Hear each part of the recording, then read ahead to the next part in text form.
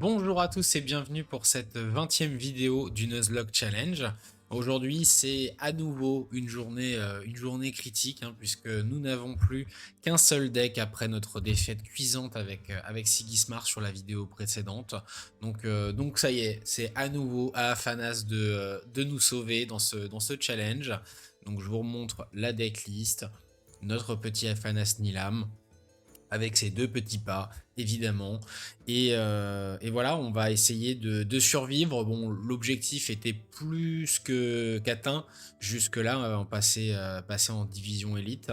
Mais maintenant, il va falloir un petit peu se sortir de là, se sortir de cette situation, en l'espérant également gagner contre un deck que nous n'avons pas encore capturé pour récupérer une vie supplémentaire.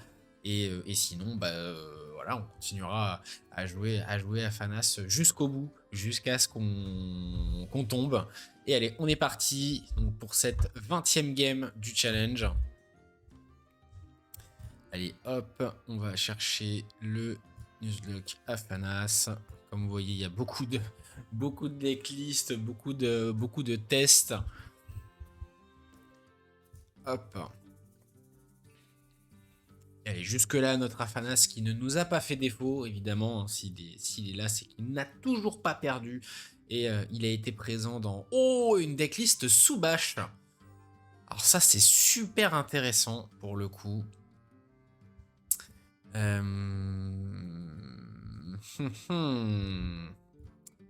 Est-ce qu'on n'y va pas comme un bourrin? Je pense que contre Subash, c'est intéressant d'y aller comme un bourrin. On est premier joueur, par contre, il va falloir faire attention, mais... non, je pense que c'est trop intéressant de faire ça. Ok, donc notre adversaire qui va nous proposer une 1-1 ici.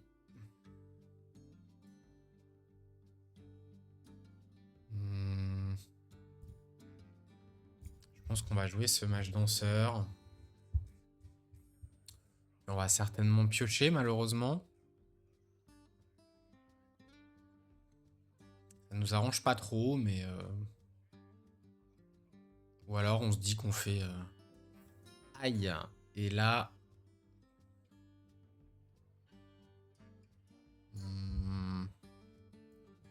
Non, je pense qu'on va faire ça. Et notre deuxième tour, ce sera certainement piocher. Piocher et match danseur à nouveau.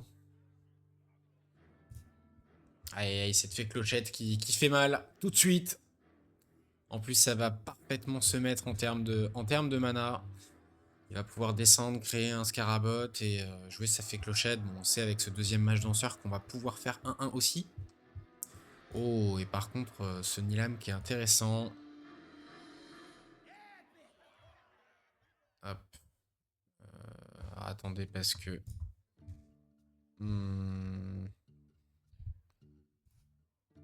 ce gros Scarabot qui nous dérange. Voilà. Parfait. Et notre adversaire qui hésite. Est-ce que la Baba Yaga... s'il met...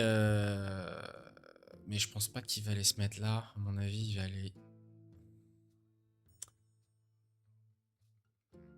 À mon avis, c'est l'invocation de Fallen qui part. Ou alors, est-ce qu'on la joue no Nilam? Après, Nilam, ce sera trop bien contre lui. Non,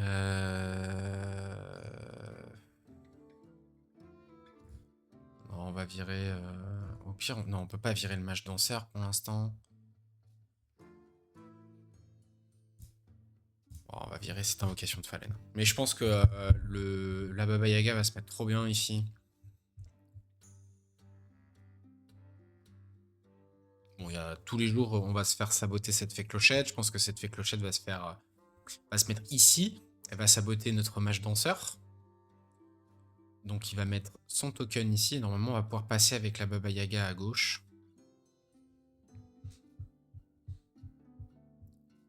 Ensuite, on va pouvoir faire des choses.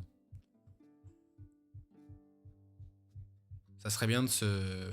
Ok, donc là, on a un pic saisi par les glaces. Je pense qu'il ne va pas le jouer tout de suite.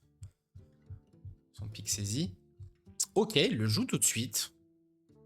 Alors ça, c'est hyper intéressant. Donc j'ai tendance à vouloir juste faire le mage danseur ici. Après, c'était peut-être le tour pour mettre le Nilam. Mais je serais peut-être content de mettre le Nilam au tour d'après. Et là, du coup, on s'est fait un peu avoir. On va aller piocher.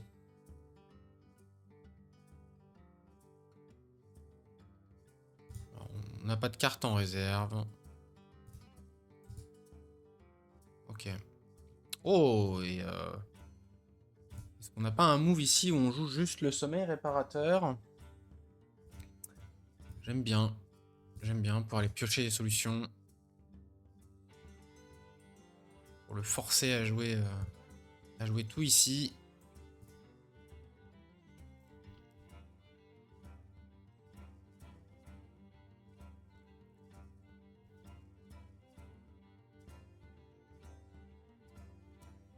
Ouais, on a double Nilam qui tombe. Je pense que 2 Baba Yaga c'est trop.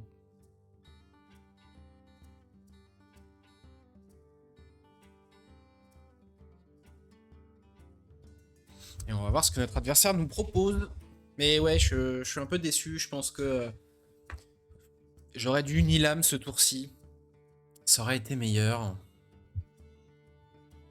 Ok, donc là...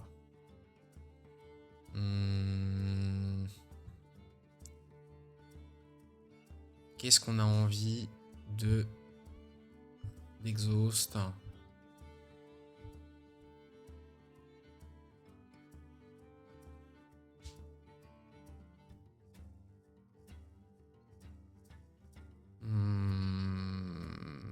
Je pense qu'on veut exhaust ce récupérateur parce que fait clochette Amélia ça nous dérange pas spécialement.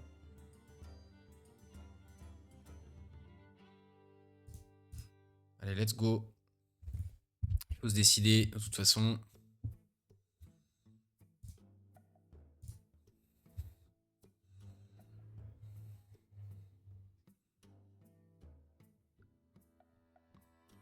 Ok.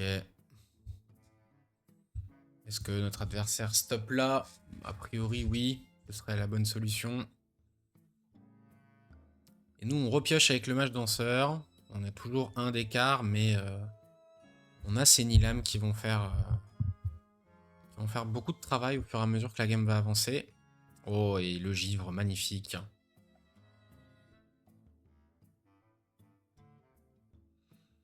On va mettre en mana... Peut-être la Baba Yaga, on n'en a pas besoin maintenant.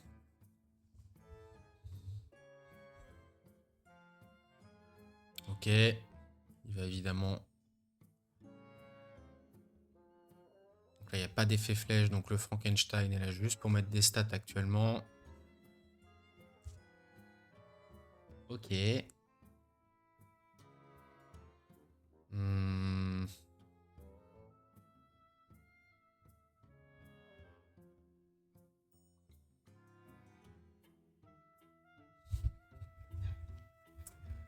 Alors... Est-ce qu'on ferait pas juste une pioche?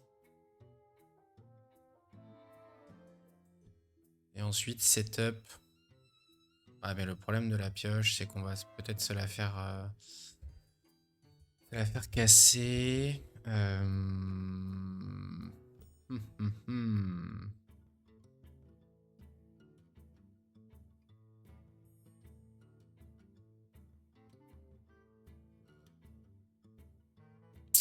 C'est pas facile comme choix ici.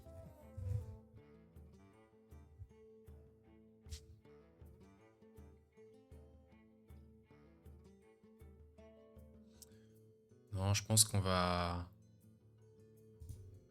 On va installer ce Nilam.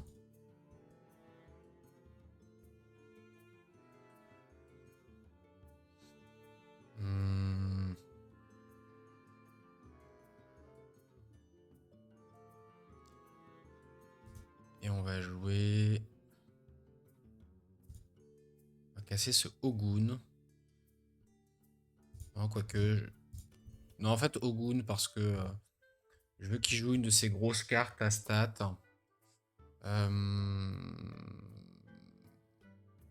Et on va invoquer un Fallen de chaque côté pour s'assurer de passer au moins d'un des deux côtés. Et je pense qu'on va set up un Mage Danseur. Ah ça, j'avais complètement oublié qu'il pouvait faire ça. Après, est-ce que c'est grave? Maintenant qu'on a double Mage d'enfer qui est setup. Je pense pas. C'est bien qu'il est proc maintenant. Là, notre objectif, c'est de plus perdre une manche.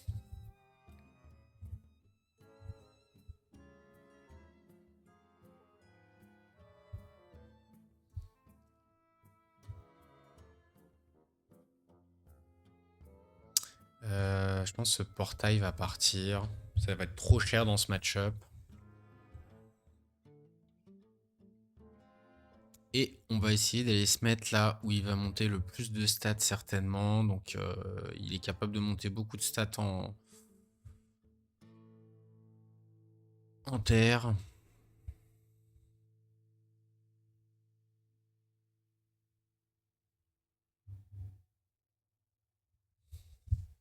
Ok, il joue une décharge de Kélon. Eh bien nous allons tout de suite... Hop, gérer cette fée.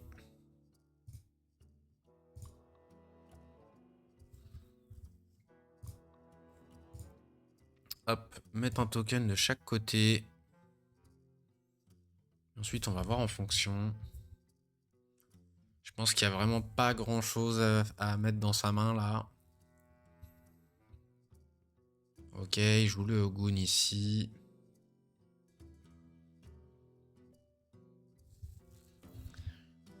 Eh bien, nous, on va gérer cette décharge.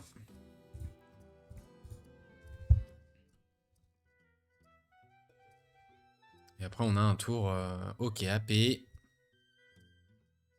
Mais on a un tour. Ah, par contre, il va pouvoir rechanger. Oh, que c'est chiant.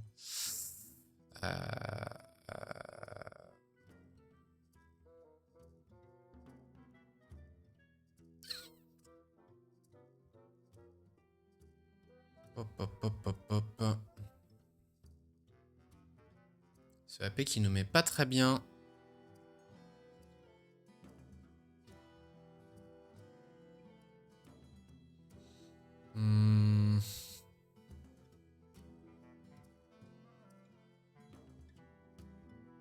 Est-ce que la solution, c'est d'endormir son Scarabot et de jouer un Fallen, mais ça me paraît très cher.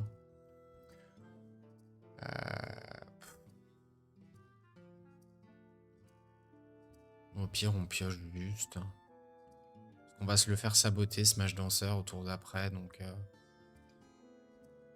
Après, j'ai pas envie de lui donner de spot facile pour son AP.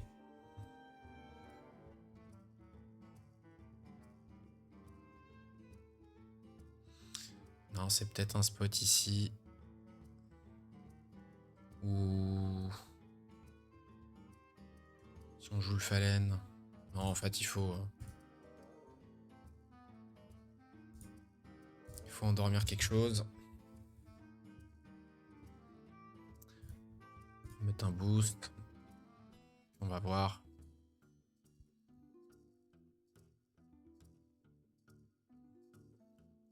Garder ce Mage Danseur, ça va le forcer à jouer potentiellement sa fée au tour d'après. Ah, ce serait vraiment bien qu'on concède pas 1-0 alors qu'on lui endort quelque chose.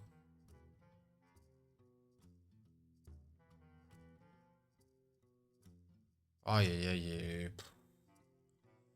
Il a pioché le Hugun. Bah là, on est piégé malheureusement. On est piégé.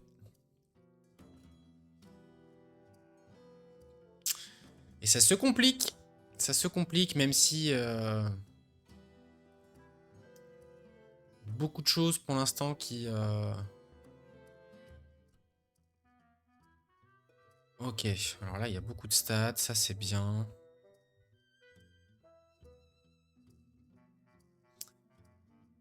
Mais par contre, on n'a rien pour gérer ce AP, ce qui est extrêmement désagréable. Vraiment, quelle carte de fou AP. Je pense qu'il va pas mettre en réserve.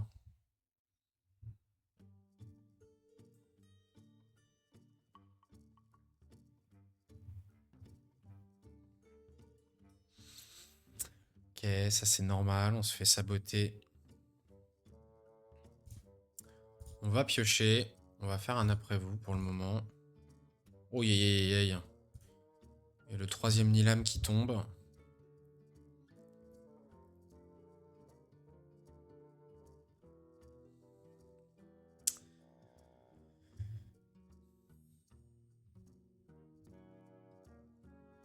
Hmm.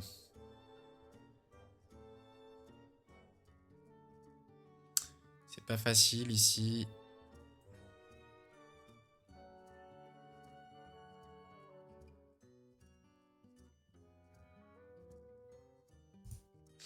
Eh ben, je pense que je vais jouer un quatrième Nilam. Enfin, un troisième Nilam, pardon. Hop. Mais je vais passer.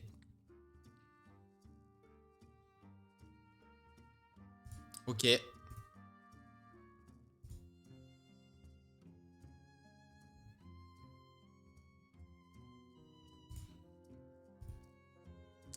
on va passer ici. On va faire 2-0.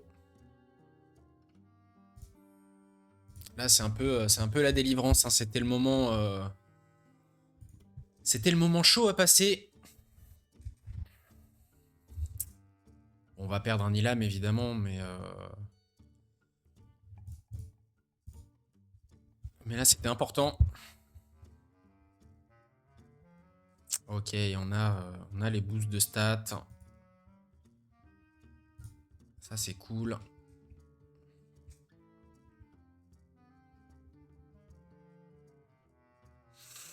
Et ici, alors où est-ce qu'on est fort? On est fort plutôt à gauche. Oh là là, alors attendez. Quand je quitte l'expédition...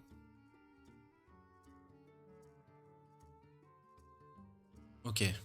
Bon, a priori, ça va pas trop nous impacter. Ça va pas trop nous impacter tout de suite. Sauf s'il y a un permanent qui est joué.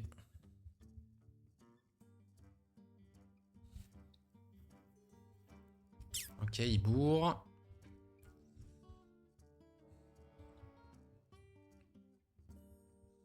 Bien là, on va juste piocher.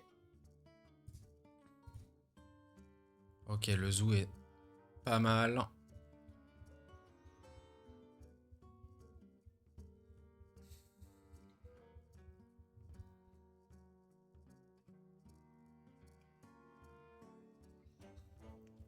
Et qu'est-ce que notre adversaire va nous proposer? Un AP.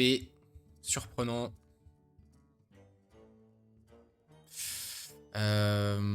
Donc là, il nous faut un petit après vous, je pense.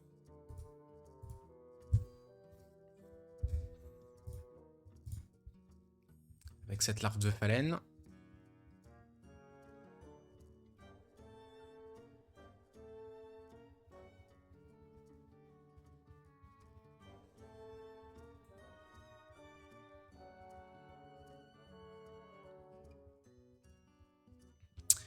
Et là, notre adversaire qui va forcément pas mal réfléchir, hein, avec 3 de mana, donc avec une nouvelle invocation de phalène, on peut créer 7 de stats, et normalement, bah, ça va passer. Ça va passer, du coup, cette invocation de phalène qui va proc Nonilam. Et a priori, on va prendre cette game, finalement. Donc je pense qu'il y a eu des petites erreurs, hein, notamment le tour où je ne me setup pas, alors que clairement mon adversaire me dit qu'il va me laisser passer à droite. Mais bon, déjà, enfin, c'est tellement fort, Fanas et ça a tellement généré de CA au début de la game que, bah, ça a suffi. Ça a suffi finalement. Donc, on se retrouve 161e mondial, 1645 points. C'est très cool. Tout le monde. Bon, du coup, comme vous le voyez, j'ai un petit peu remonté la vidéo parce que bah, en allant sur les règles, je me suis rendu compte que même sous bâche, bah, on se retrouvait à rejouer un deck qu'on avait déjà. Donc, par rapport à mes règles, ça ne collait pas. Donc, c'est un peu avec le cœur lourd que je vous annonce que je vais stopper cette série du Nuzlocke ici. Voilà, je considère que on est déjà bien monté, en tout cas, en rang élite, et bah, de toute façon, plus on va monter et plus malheureusement on va toujours rencontrer les mêmes archétypes et là on voit bien que, bah, je suis un petit peu en train de tourner en rond sur les héros que j'affronte. Ça aurait été sympa de pouvoir jouer sous bâche, typiquement, mais bon, comme on n'a pas fait ça depuis le début du challenge avec les règles, j'avais pas envie de changer un petit peu les règles en cours, voilà, au bout de la 20e vidéo surtout. Donc, je pense que ce qu'on fera notamment avec le marketplace qui arrive, enfin qui est déjà présent, c'est que bah, je pourrais acheter au fur et à mesure les cartes qui me manquent pour pouvoir vous présenter, enfin, pour pouvoir jouer les decks que je rencontre, peu importe la faction. Et voilà, donc ça arrivera, bah, dans le prochain challenge Nuzlocke. Donc je pense pas que ce sera sur le 7-2. Ce sera certainement sur le 7-3 parce que là, au moment où vous regardez cette vidéo, on est certainement, presque mi-mai. Donc, on n'aura pas le temps de refaire une deuxième série Nuzlocke, je pense, le temps de tourner, de sortir les vidéos et cetera. Donc voilà, par contre, bah, sur la saison 3, très certainement, on refera un challenge Nuzlocke. Les règles changeront un petit peu, où je pourrais acquérir facilement avec le marketplace, en tout cas les versions digitales, des cartes dont j'aurais besoin pour construire tous les decks. Et voilà, donc certainement, ce que vous voyez à l'écran s'est amené à changer. Et voilà. Donc, en petit mot de la fin, j'espère que, bah, que ce premier challenge Nuzlocke vous a plu, que ça vous a donné aussi envie d'essayer. Et voilà, l'idée, c'est vraiment de découvrir un maximum de decklists et même au sein des héros que vous connaissez bien, de découvrir des archétypes que vous connaissez pas, des cartes spécifiques que vous n'avez pas du tout l'habitude de jouer parce que les idées des uns des autres ou typiquement les autres qui ont eu des contraintes parce que pas les cartes, donc ils ont essayé d'autres choses. Voilà, franchement, c'est une super façon de découvrir, de redécouvrir le jeu, je trouve. Et moi, j'ai pris beaucoup de plaisir à tourner ce challenge-là. Donc voilà, j'espère que vous, vraiment, bah, l'expérience a été aussi bonne que la mienne l'a été. Et je vous dis bah, à très vite. J'ai d'autres idées de concepts de ce style-là pour rendre le ladder un petit peu fun. Et dans tous les cas, concernant le Nuzlocke Challenge, je vous donne rendez-vous sur le 7-3 bah, pour qu'on s'essaye avec la nouvelle extension à ce challenge qui, moi, me passionne particulièrement. Voilà, je vous remercie si vous êtes allé jusqu'au bout de cette série, hein, 20 vidéos. Ça fait un paquet de chemin parcouru, mine de rien. Et je vous dis à très vite pour bah, la suite de mes contenus sur la chaîne YouTube ou même sur Twitch si vous venez régulièrement voir mes streams le lundi sur la chaîne des AA. Voilà, merci à tous et je vous dis à très vite. Allez, à plus!